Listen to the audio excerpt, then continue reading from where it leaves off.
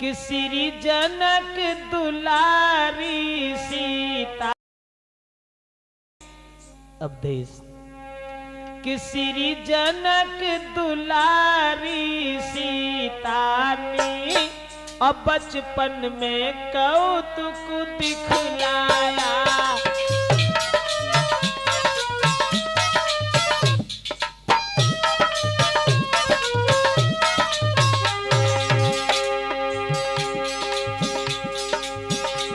श्री जनक दुलारी सीता ने बचपन में कौतुक दिखलाया। श्री शंकर जी का महाधनुष एक ही हाथ से उठा लिया।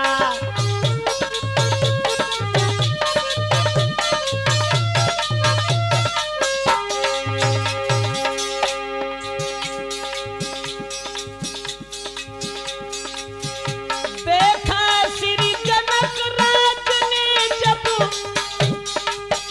सीता ने धनुष उठाओ है, दरबार में तुरंत पहुंच कर किए सबको ये वचन सुनाओ है।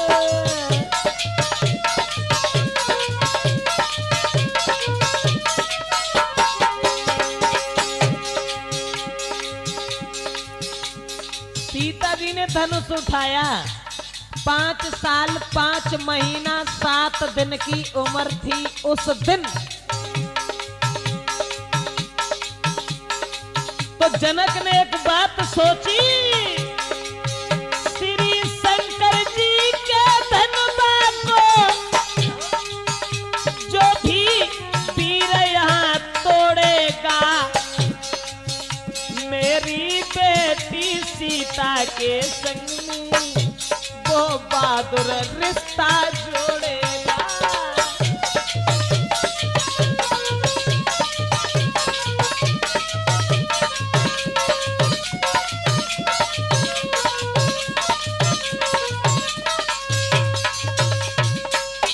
भैया जब सीता ने धनुष उठा लिया तो जनक ने यह सोच लिया कि हम अपनी पुत्री का विवाह करेंगे और विवाह उसी के साथ करेंगे जो इस धनुष को तोड़ देगा।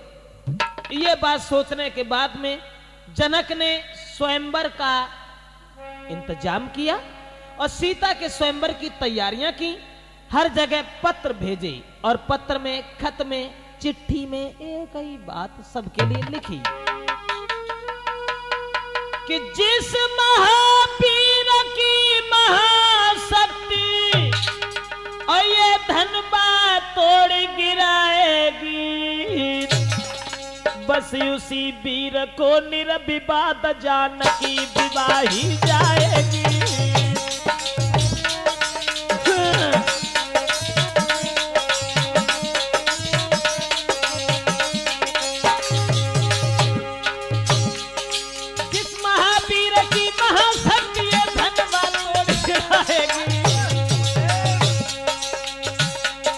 बस उसी वीर को निर्विवाद जानकी विवाही जाएगी।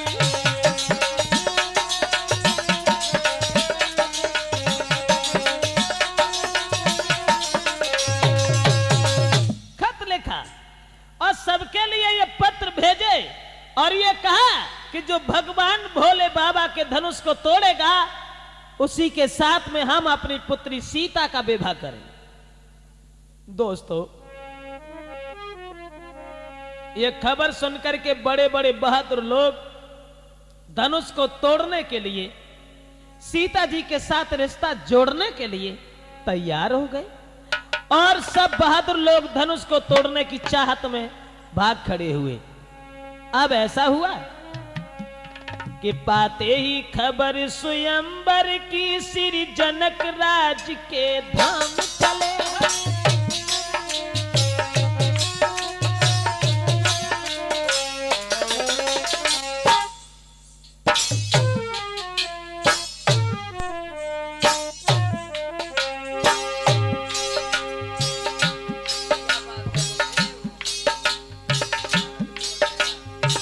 विश्वामित्र ने सुना आजमगढ़ में विश्वामित्र का आश्रम था। और आजमगढ़ में विश्वामित्र ने सुना, कब सुना? क्वार के शुक्ल पक्ष की एकादशी को। हाँ, एकादशी को विश्वामित्र ने सुनी कि सीता का स्वयंवर है। तो विश्वामित्र राम लक्ष्मण को साथ लेकर के पाते ही खबर स्वयंवर की, श्री जनक राज के धाम चले।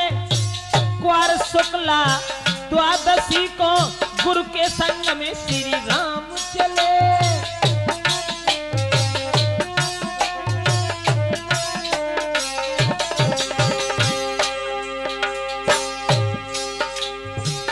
एकादशी को खबर मिली लला, और क्वार के शुक्ल पक्ष की द्वादशी को राम लक्ष्मण को संगलो और विश्वामित्र स्वयंवर देखने के लिए चले। क्वार के शुक्ल पक्ष की द्वादशी को।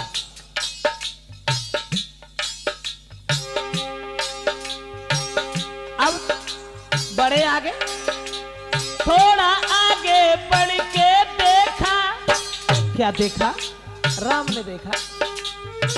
थोड़ा आगे बढ़ के देखा, पीहड़ उजाड़ निर्जन बन है।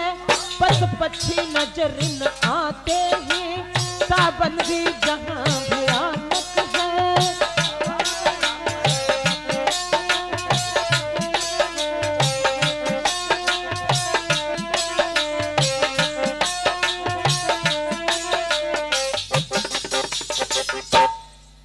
साथियों, अब तो क्वार के शुक्ल पक्ष की द्वादशी को विश्वामित्र चले और राम लक्ष्मण को संग लेवे के बाद में एक ऐसे वन में पहुंचे जिस वन में पशु पक्षी भी नजर नहीं आ रहे हैं, केवल निर्जन वन था। उस वन में एक पत्थर की स्त्री पड़ी हुई थी वन में।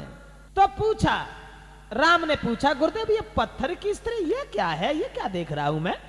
तो विश्वामित्र ने कहा, बेटा राम, ये गौतम ऋषि की पत्नी है अहिल्या। इंद्र ने जब इनके साथ छल किया था, इंद्र ने देखा एक दिन कि अहिल्या बहुत सुंदर है। हाँ, तो इंद्र ने यह सोचा कि हम अहिल्या के साथ छल कैसे करें। अब इंद्र जो था इधर उधर भटकने लगा, सोचने लगा अब हम क्या करें क्या न करें। गौतम सारे दिन घर में रहते हैं। अब इंद्र जो था वो पहुंच गया, कहां पहुंच गया? चंद्रमा के पास। और चंद्रमा को हाथ पकड़ के इंद्र ने समझाया कि एक बात कही कि तुम मुर्गा बन जाना, तुम मुर्गा बन जाना, मैं बाबा बन जाऊंगा। तुम मुर्गा बन जाना, मैं साधु बन जाऊंगा। गौतम को बहकाना, मैं छल कर आऊंगा। तुम मुर्गा बन जाना, मैं साधु बन जाऊंगा।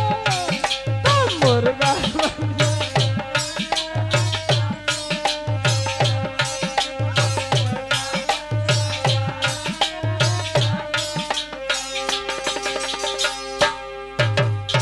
अब देख, विश्वामित्र पेड़ पर बैठा रहे के राम को समझाने लगे कि इंद्र को चैन न आया अहिल्या को देख के। और चंद्रमा को हाथ पकड़ के बोले कि देखो चंद्रमा, थोड़ी मदद करो हमारी। गौतम ऋषि जाते हैं गंगा स्नान करने के लिए।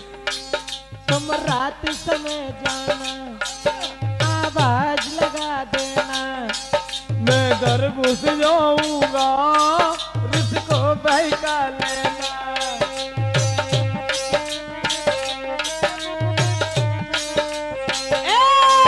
तुम रात समय जाना। किसने कही? चंद्रमा से इंद्र ने। तुम रात समय जाना, ऋषि को बहका देना, बस इतना काम करना, एहसान मेरा किया। और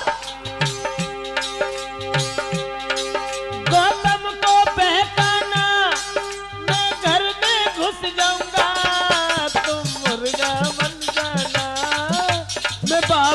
बन जाऊंगा, तुम मुर्गा बन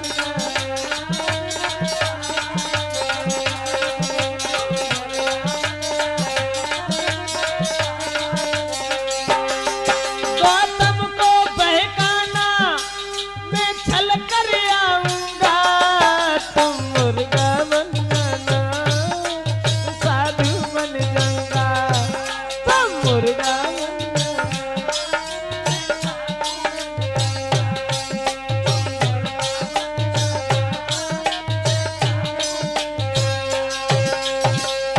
इंद्र ने कही, चंद्रमा तुम ऐसा करो, मुर्गा बनने के बाद में और वहां आवाज लगा देना।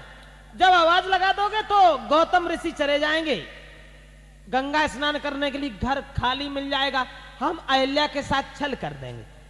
इतनी बात सुन के चंद्रमा ने जो हती सो रात में वो चंद्रमा मुर्गा बन गो, और मुर्गा बनवे के बाद में वो मुर्गा बनवे के बाद में कि बा मुर्गा ने बादर फारो रे, बोला 3 बजे, बा मुर्गा ने बादर फारो रे, बोला 3 बजे।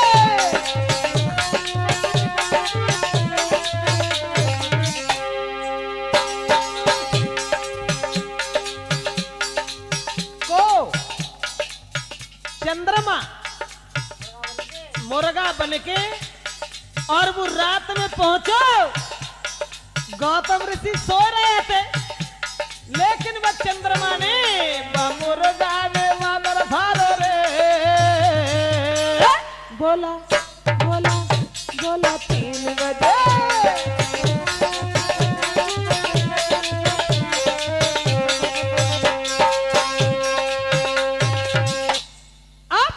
गौतम ऋषि जो थे वो गंगा स्नान करने को चले गए, सोचने लगे अरे आप तो बड़ी जल्दी सवेरे हो समझ नहीं रहे हो। वे तुरंत ही वस्त्र उठाए और गंगा स्नान करने को चले गए। तो इंद्र ने अहिल्या के साथ में छल किया। अब अहिल्या के साथ जब छल किया, गौतम ऋषि ने उधर देखा, अब तुरंत ही बताया उन्होंने गंगा ने कि तुम्हारे घर में छल हो रहा है। तुरंत आए और उन्होंने अपनी स्त्री को श्राप दे करके पत्थर बना दिया, बस बेई पत्थर जो अहिल्या पड़ी है तासे तुम इनको उद्धार करो। राम, तुम्हारे चरणों की धूल अगर इनके ऊपर पड़ जाए तो इनका उद्धार हो जाए। अब के गुरु विश्वामित्र के कहने से और अहिल्या का उद्धार किया।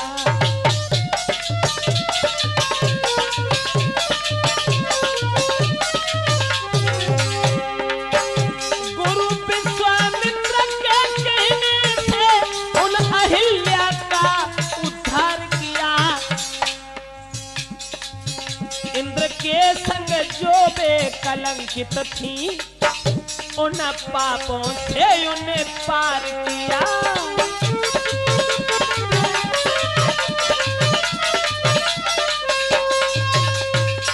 अहिल्या का उद्धार करने के बाद में भगवान मर्यादा पुरुषोत्तम श्री राम छोटे भैया लक्ष्मण को संग लेके अब आगे को चले। आगे चले और जो क्वार की पूर्णमासी को कहां पहुंचे? जनक के फूल बाग में कि चले रघुराई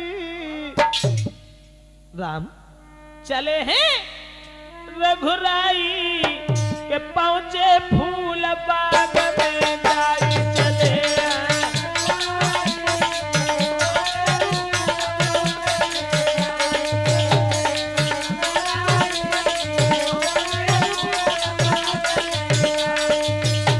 जनक के फूल बाग में पहुंचे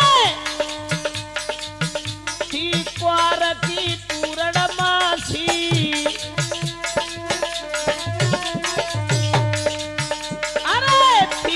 क्वार की पूर्णमासी जादिन रुके अवधपुर वासी, खुशी दिल में छाई पहुंचे फूल बाग में जाई चले।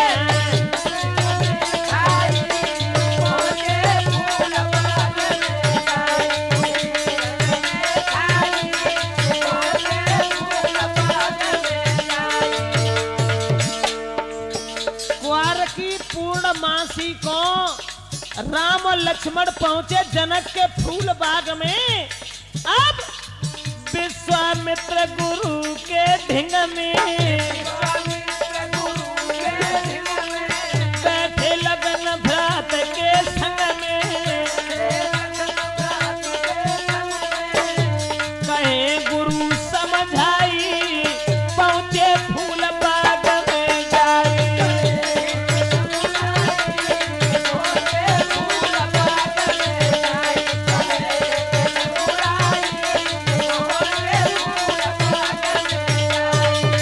दोस्तों अब फूल बाग में पहुंच गए, और जब फूल बाग में पहुंच गए हैं तो विश्वामित्र ने कहा कि बेटा राम ऐसा करो, आज की रात तो हम यहीं बिताएंगे, सवेरा जब होगा तब जनकपुर में चलेंगे, और जनकपुर में चलने के बाद में तब सीता के स्वयंवर को देखेंगे। ऐसा करो बाग में चले जाओ और फूल ले आओ, पूजा का समय हो गया, चले जाओ बाग में चले जाओ और फूल लेके तुरंत आना मेरे पास। तो अब भगवान श्री राम और शेषा अवतारी लक्ष्मण गुरु विश्वामित्र की आज्ञा पाने के बाद में आज्ञा पाए के श्री राम चले, पहुंचे विदेह फुलबारी में, और रहता था जहां बसंत खड़ा कुंजों की पहरेदारी।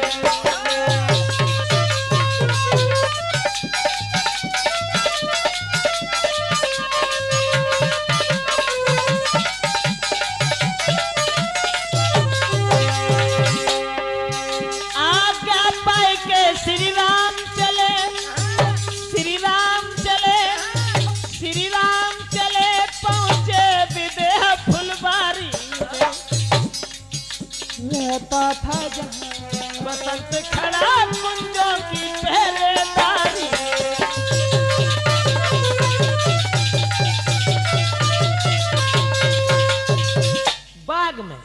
बाग में दोनों भाई पहुंचे, भगवान मर्यादा पुरुषोत्तम श्री राम और शेषा अवतारी लक्ष्मण।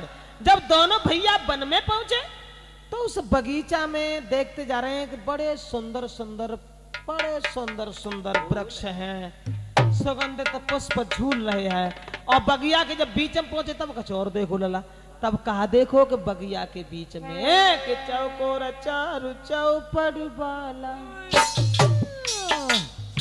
बगिया के बीच सरोवर है, उसी सरोवर के समीप श्री गिरजा जी का मंदिर है।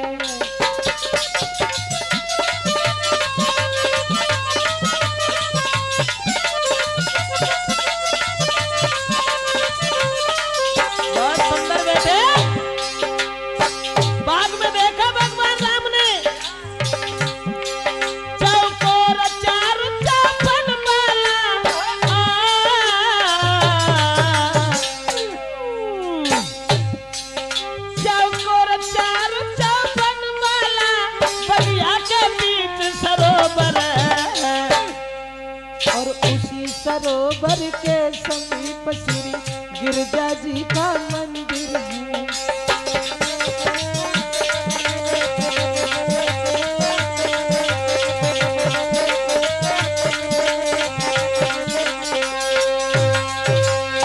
भगवान राम ने देखा एक बड़ा सुंदर तालाब है और तालाब के किनारे पर एक गिरजा का मंदिर है।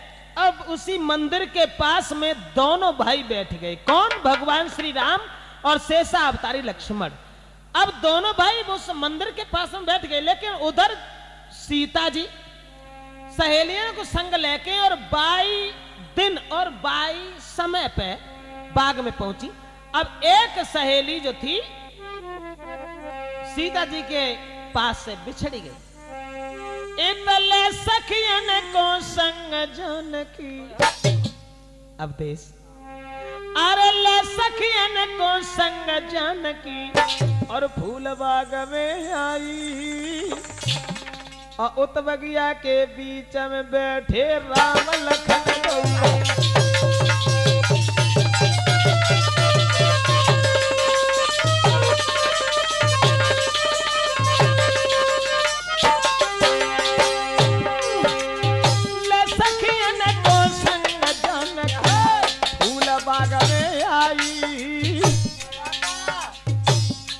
बगिया के बीच में बैठे राम लखन गौरा।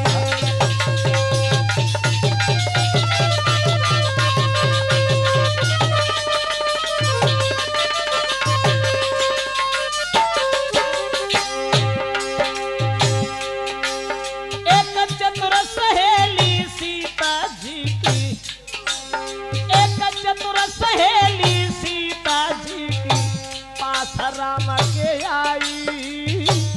देख के सुंदर बदन राम को रही गई नजर जमाई।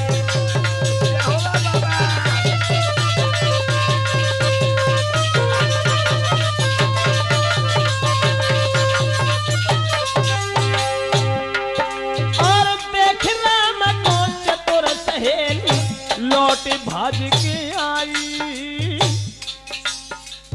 सीता जी के ढंगा से राम के पास पहुंची और राम को देखो तो आंखें फाड़ के रहेगी लला। तुरंत लौट के भागी सीता जी के पास पहुंच के लौट भाज के आई। हाथ पकड़ के सीता जी को बोली उठी समझाई।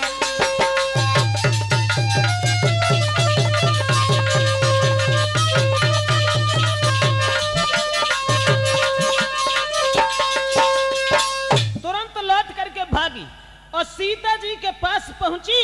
सीता जी को हाथ में पकड़ के जवाब दो सहेली, इतने सुंदर दो राजकुमार इस बगीचा में बैठे हैं जिनके सुंदरता की बड़ाई 2, 4, 10, 20 दिन नहीं सारी जिंदगी करें फिर भी कम है। लेकिन सहेली हमें तो केवल ये मालूम पड़ता है जिनकी कहानी हमेशा सुनते रही।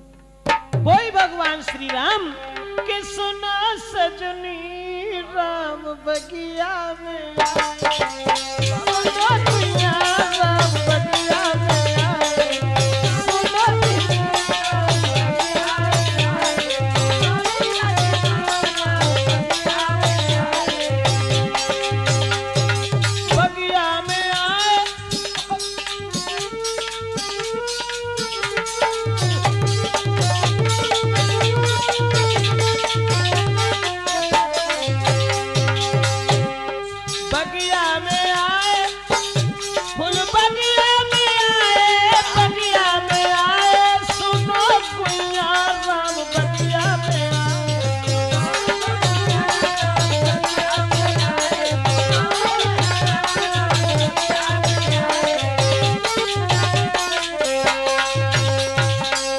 बताया। उस लड़की ने बताया कि भगवान श्री राम ही मालूम पड़ता है कि बगीचा में मौजूद है। इतनी बात सुनी सोई सीता जी चली जहां भगवान श्री राम मौजूद थे, वहां पहुंची। अब सीता जी सहेलियों के साथ खड़ी हैं और राम शेषा अवतारी लक्ष्मण के साथ बैठे हैं। लेकिन राम की ओर जब सीता ने देखा और सीता की ओर जब प्रभु राम ने देखा तो कवि ने तो कल्पना यहां तक की है कि भगवान श्री राम पड़ गए प्रेम की डोरी में। और चित चोर आप चित चोर भी।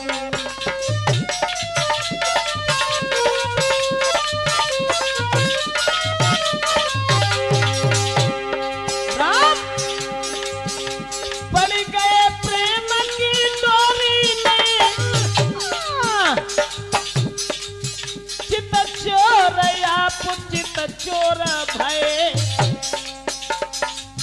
सीता की सूरत जब देखी तो राघव के नैन चकोर भय।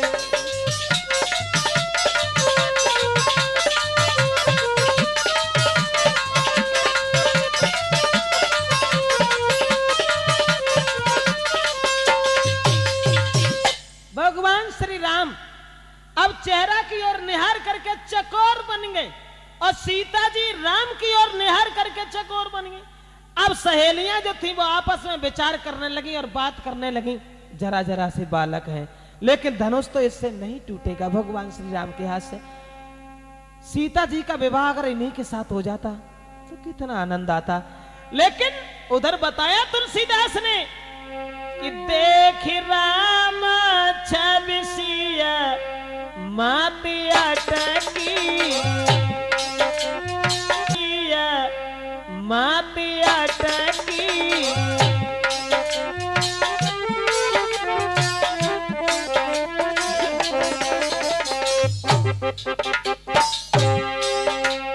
देख राम गति सिय मत अटकी, देख राम छवि सिय मत अटकी, देख राम छवि सिय मत अटकी, देख राम छवि सिय मत अटकी, सिय छवि देख राम मत भटकी।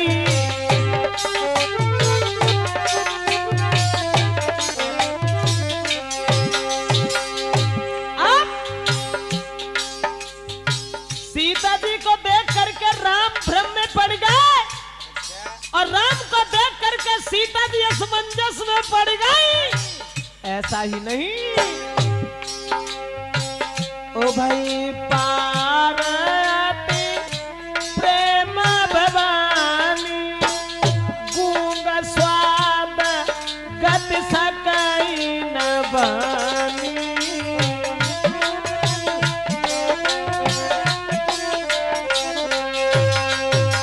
सीता जी को राम ने देखा, भ्रम में पड़ गई। प्रभु चकोर बन सिया चकोरी, बदन मयंक उभय मत चोरी, सिया राम भई गति अजु सोई, चोर की नार जिम प्रकट न रोई।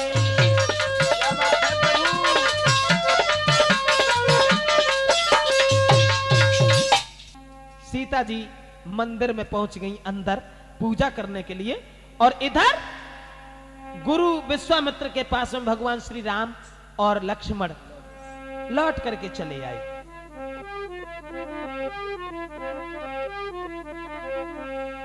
अब सीता जी ने मां भगवती से आराधना की, प्रार्थना की, विनती की, तो सिया मरम लखिसिया भवानी,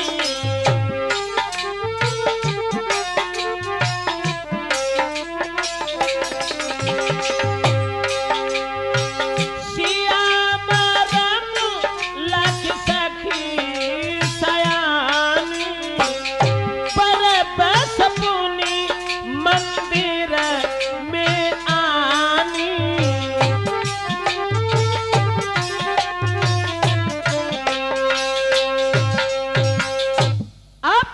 सीता जी जब भवानी के पास मंदिर में पहुंची हैं, तो उधर मां गिरजा ने वरदान दिया, आशीर्वाद दिया कि पुत्री सीता, चाहे धनुष को तोड़ने के लिए हजारों पुरुष जुट जाएं, लेकिन तुम जिसे दिल से चाहोगी बस उसी के हाथ से भगवान भूतनाथ का धनुष टूटेगा। यह आशीर्वाद पाने के बाद सीता जी सहेलियों के साथ घर चली आई। उधर विश्वामित्र के पास में राम और लक्ष्मण बैठे हुए थे, लेकिन जनक को खबर मिली कि भगवान श्री राम यहाँ पर मौजूद हैं, भगवान श्री राम आए हुए हैं। तो उसी समय जनक जो थे प्रभु राम के पास पहुंचे गए, जहां विश्वामित्र के पास बैठे थे। अरे करके बिनती श्री जनक राज, उन्हें लेके संग बुलाई है, लाए संग बुलाई है, नव दुल्हन जैसी जनकपुरी, अच्छी तरह से जो सजाई है।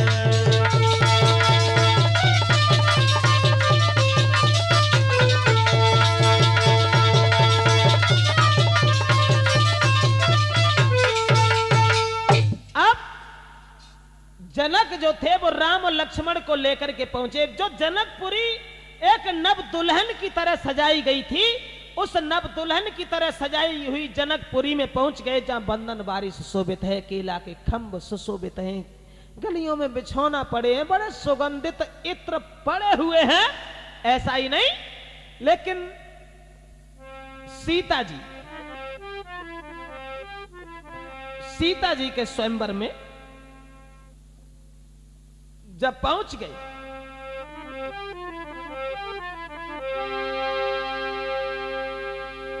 उधर सीता जी चली कहां? रंगभूमि में। रंगभूमि में जब सीता जी जयमाला लेकर के चली, ऋषिदेव तुलसीदास ने ये लिखा कि रंग भूमि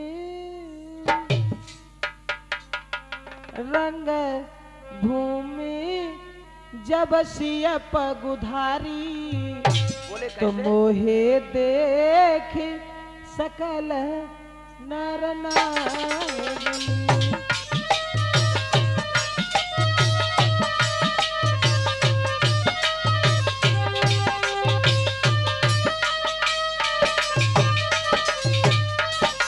बहुत सुंदर बच्चे।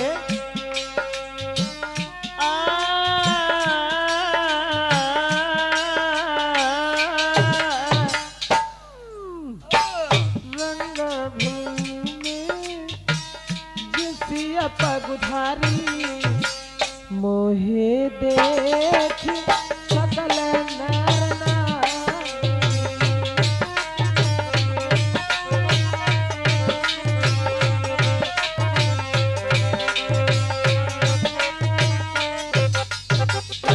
अब तुलसीदास ने तो ये लिखा कि रंग भूमि जब सिय पगुधारी, तो मोहे देख सकल नर नारी। यानी रंग भूमि में जब सीता जी ने कदम रखा, कोई गड़बड़ है गई, समझ में की बात है गुरुजी वहीं बैठे। तुलसी, अब चक्कर यह है ना कि रामायण में हर जगह शंका है। तुलसीदास ने तो ये बताया कि रंग भूमि जब सिय पगुधारी, यानी सीता जी ने जब उस रंग भूमि में कदम रखा, तो सीता जी को देख करके कि मोहे देख सकल नर नारी। यही शंका है महाराज। शंका तो केवल जवाब की है ना। जब तुलसीदास ने जगह के सीता जी को देख के स्त्रियां और पुरुष सब मोहित हो गए, और वे तुलसीदास रामायण में एक जगह ये लिख रहे हैं कि मोहे नारी नारी के रूपा, पनगार यही रीति अनुपा।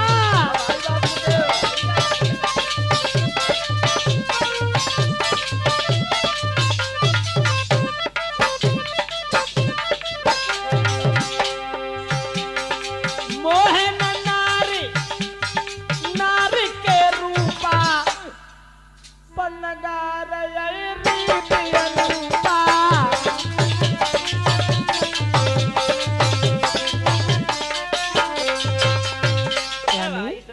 कि मोहे नारी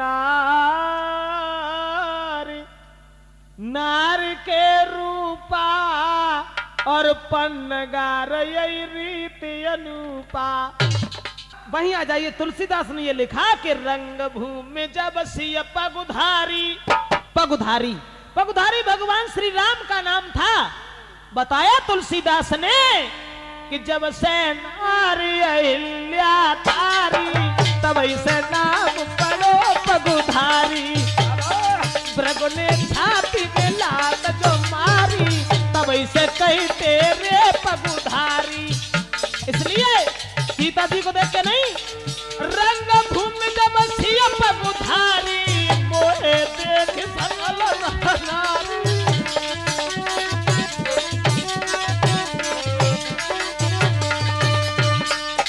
यानी पगुधारी के रंग भूमि जब सिय पगुधारी, तो मोहे देख सकल नर नारी। सीता जी को नहीं, पगुधारी, पगुधारी भगवान श्री राम का नाम था। अब राम को निहार करके स्त्रियां और पुरुष सब मोहित हो गए। आप आ जाइए आगे। ऐसा हुआ उस रंगभूमि में सीता जी जयमाला लिए खड़ी हैं, और श्री राम विश्वामित्र के पास बैठे हैं। बड़े बड़े बहादुर लोग धनुष को तोड़ने के लिए जाने लगे, जोशीले बाजे बज रहे हैं। अब धनुष टूटना बहुत बड़ी बात थी। एक तिल भी किसी ने उस धनुष को हिला नहीं पाया। अब तुलसीदास ने फिर एक शंका कर दी। उन्होंने ये लिख डाला कि भूप सहस्त्र दस ए कही बारा,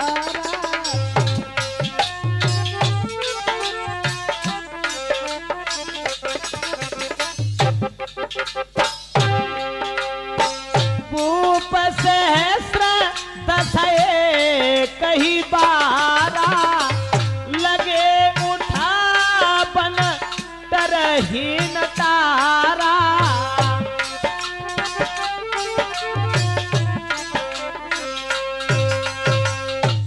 तुलसीदास ने ये बताया कि भूप सहस्र दस,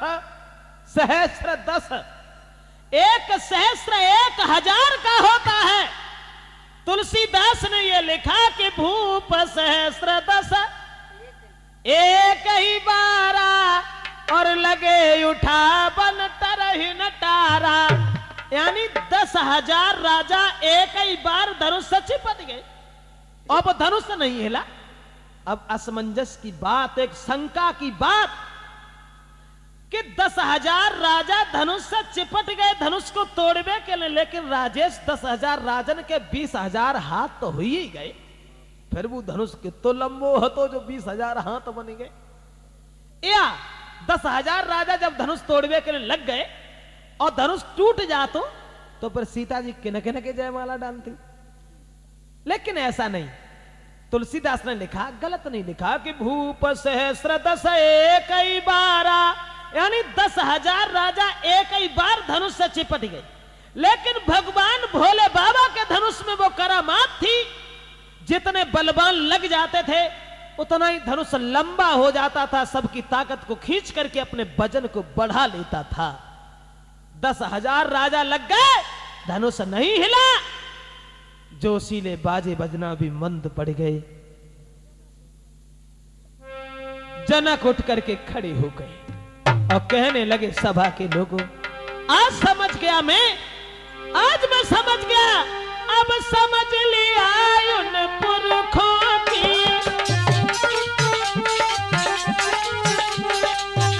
अब समझ लिया उन पुरखों की, संतानों में तासीर नहीं। हम खुले तौर से कहते हैं, जनक बोले हम खुले तौर से कहते हैं, पृथ्वी पर कोई वीर नहीं।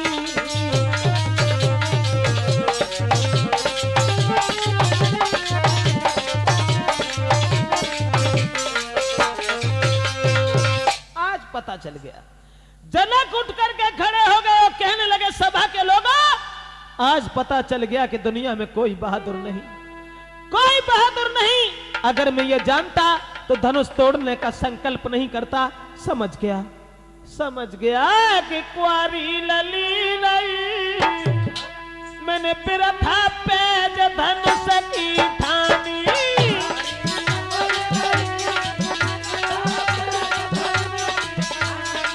कुंवारी धिया नहीं, बिरथा पेज धनुष की ठानी।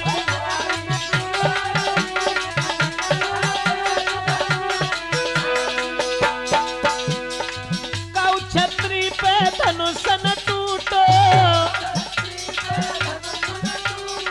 सब बिन भाग लली को फूटो, हमारी हंसी भई मेरा था पेज धनुष की ठानी।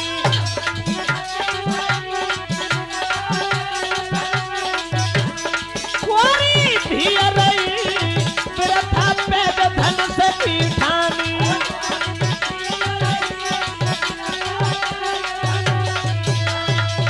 महाराज जनक कहने लगे अब हम समझ गए कि दुनिया में कोई बहादुर नहीं, कोई पहलवान नहीं।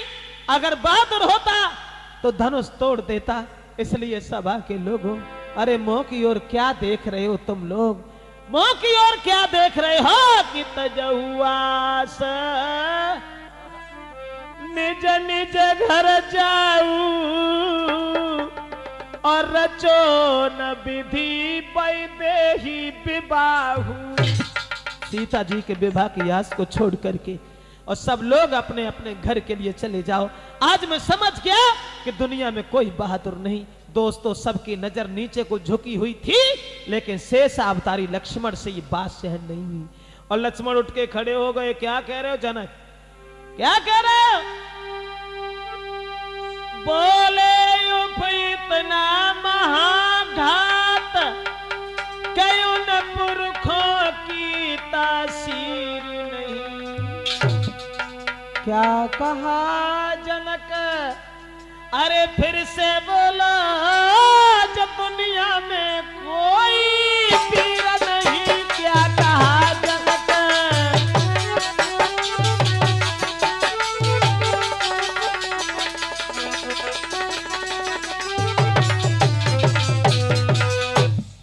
लक्ष्मण खड़े हो गए और कहने लगे, जनक क्या कह रहे हो कि दुनिया में कोई बहादुर नहीं। अरे ये धनुष धनुष धनुष तो बहुत छोटी बात है। जनक यदि आज्ञा जो गुरु की पाई जाऊं,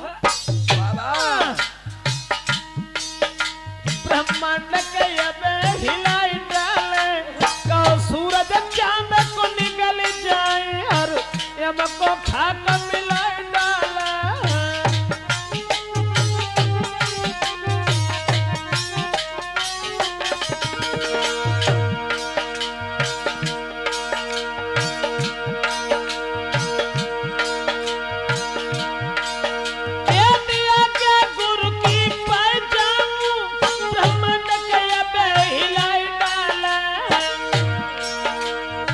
सूरज चांद को निकल जाए और यम को खाक मिलाई डाले।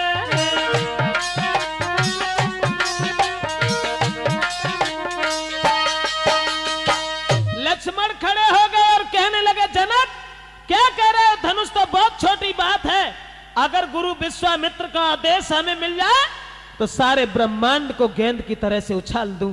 दोस्तों, जो ये वचन सुने सबकी नजर लक्ष्मण के चेहरा पर जम गई कि जरा सा लड़का और इतनी लंबी बात।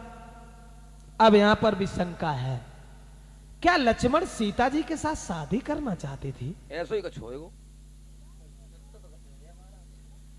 बात एक और थी, लक्ष्मण सीता के साथ शादी तो नहीं करना चाहते थे। उसमें कारण सिर्फ यह था कि सूरवीर मर सकता है लेकिन कभी इस तरीका की बात नहीं सुन सकता, इसलिए लक्ष्मण को बोलने में विवश होना पड़ा। लक्ष्मण सीता के साथ शादी नहीं करना चाहते थे। तो गुस्सा में कह गए। हाँ, तो विश्वामित्र कहने लगे, बैठो लखन खामोश, ये काम तुम्हारा है नहीं, व्यर्थ बढ़ाते जोश। विश्वामित्र ने लक्ष्मण को बैठा दिया और विश्वामित्र ने भगवान श्री राम से संकेत किया कि राम धनुष तोड़ो, जनक के संताप को दूर करो।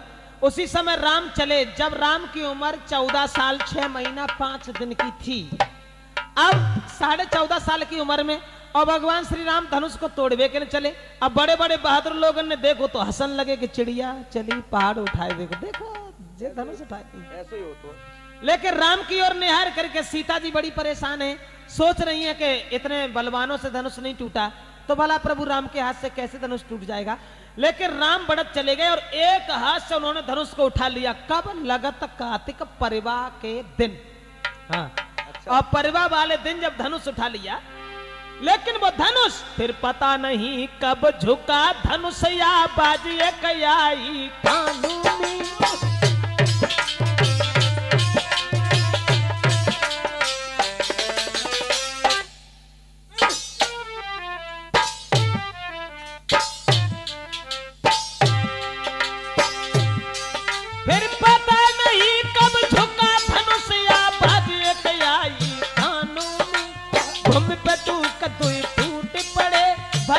घोर धुन भुवनों में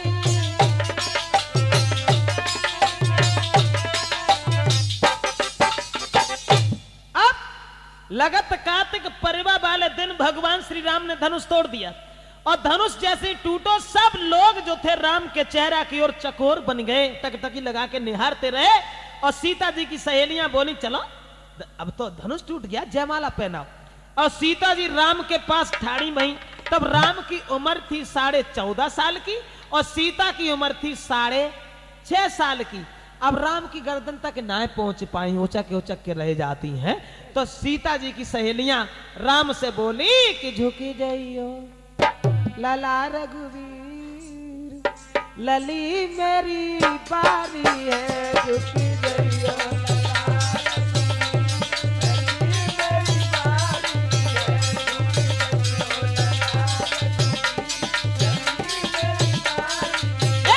चुक गयो तन कर गुबीर लली मेरी बारी है।